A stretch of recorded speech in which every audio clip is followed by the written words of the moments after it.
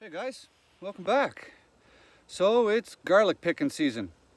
I brought these from my last place.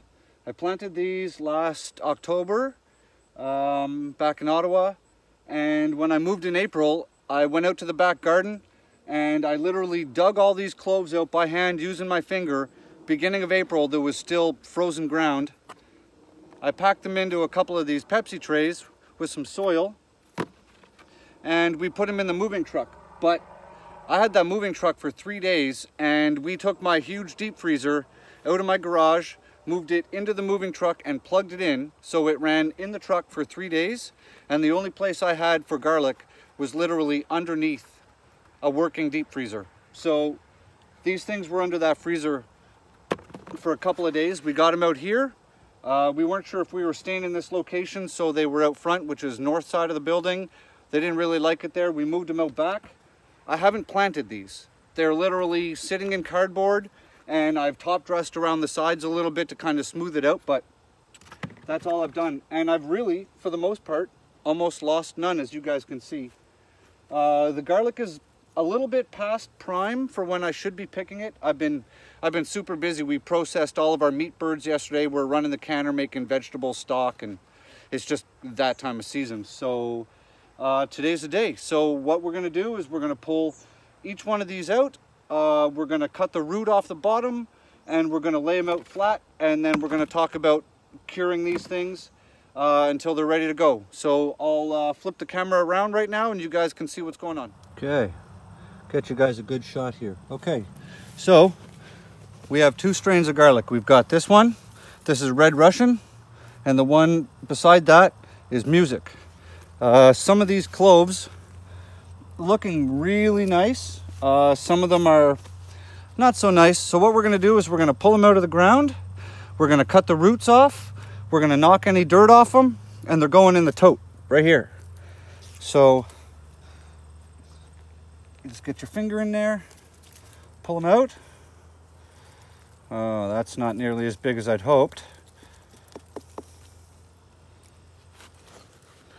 So that's about the size of that. I mean, considering what they went through this season, and I've only fertilized them once, that's not so bad. Could be worse. So then what we're going to do, you don't want the roots, okay? You want to cut, where are we here? You want to cut all those off, because what that's going to do is that's going to tell the garlic it's time to stop growing. So we just take the pruners, cut all the roots off, like that. Cool, clean, into the bin. We're just gonna work our way down the line here. So dig them out with your fingers. I'm not gonna tear the soil up here too bad because I'm gonna put, I'm gonna start my fall crop here. So show you again. Get your garlic, get your pruners, and chop all those roots off.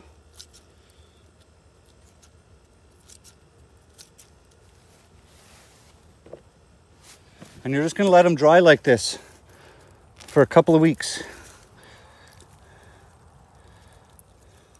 So what you're looking for with your garlic, okay, is you want to harvest when roughly 30% of your leaves have turned yellow. I've missed the ship, obviously. I mean, the whole tips of mine are going, but it's one of those do as I say, not as I do kind of situations. But yeah, when about 30% of your leaves have gone yellow, that's when you want to pull your garlic, because what happens after that is those outer leaves wrap right around the cloves of garlic, just like an onion, right? An Optimum onion has 9 layers in it. So the outer leaves of your garlic come from here, wrap around your head of garlic right here.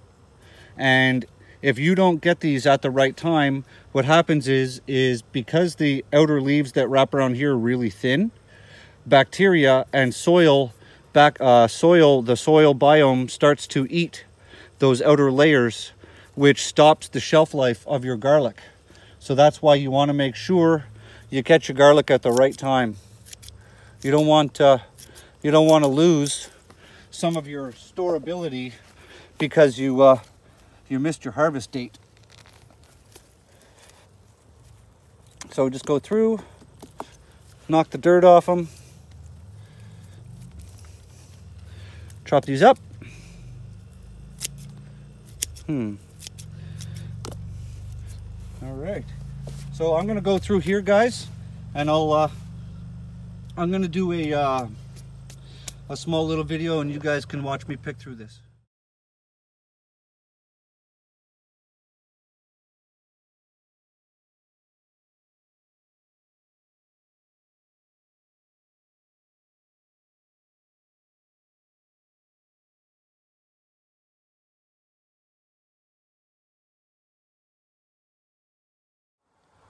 So I just wanted to show you guys what we're doing here to get these roots off. So we pulled them out of the ground, right? Rub the dirt off with your hand, just kind of brush it off. Take your pruners, and then I cut it on an angle away from the center here. Because if you cut it like this, you're gonna cut right into here. You don't want to damage the bottom of your garlic. So I just trim them off like that. That's about what you want. And you've got all this muck in here, so don't use your real good pruners or you're gonna dull it down on the dirt. So then from there, it goes in the bin. We'll just grab the next one.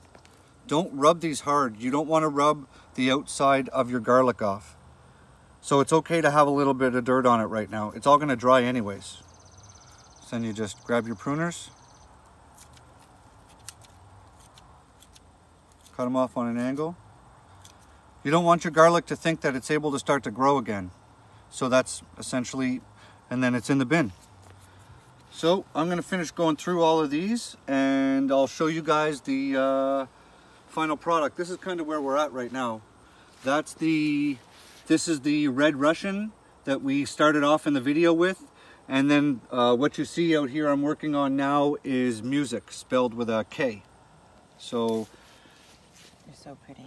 Yeah, they're nice. I mean, I wish they were way bigger, but considering what they went through to get here, I'm happy to at least have garlic. So what we're probably gonna do is the ones that have broken stems on them, we're either going to put them in the kitchen and use them, or we're going to save them for seed garlic. Now, this is not optimum for seed garlic. When you guys buy your garlic at the grocery store to eat, you're actually buying the secondary quality garlic. The farmer doesn't sell to eat his best garlic. That's culinary garlic, what you guys buy. So when you buy your seed garlic, the seed garlic is actually the farmer's A1 top quality garlic, because you want to keep your best genetics, right? So do you really want to plant a garlic clove that came off a head like this, little tiny thing, or do you want to plant it that came off the same type of garlic but maybe a head of garlic that was this big?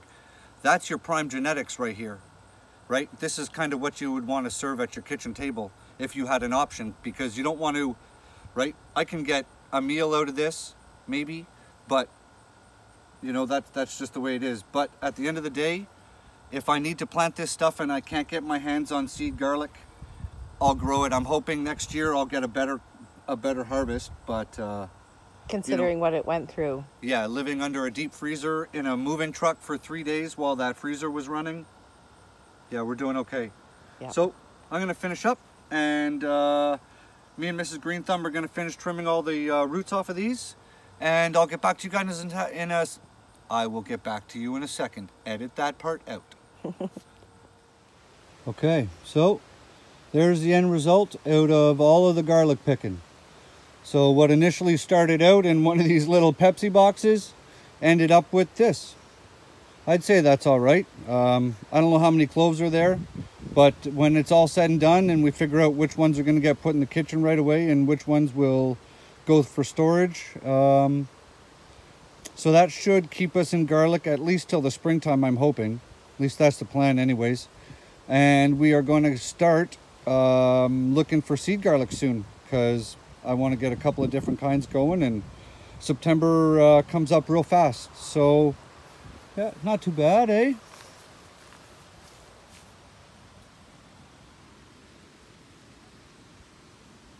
That's a pretty color. So this one in the back is Red Russian, and this one in the front is Music. I'll give you a close-up.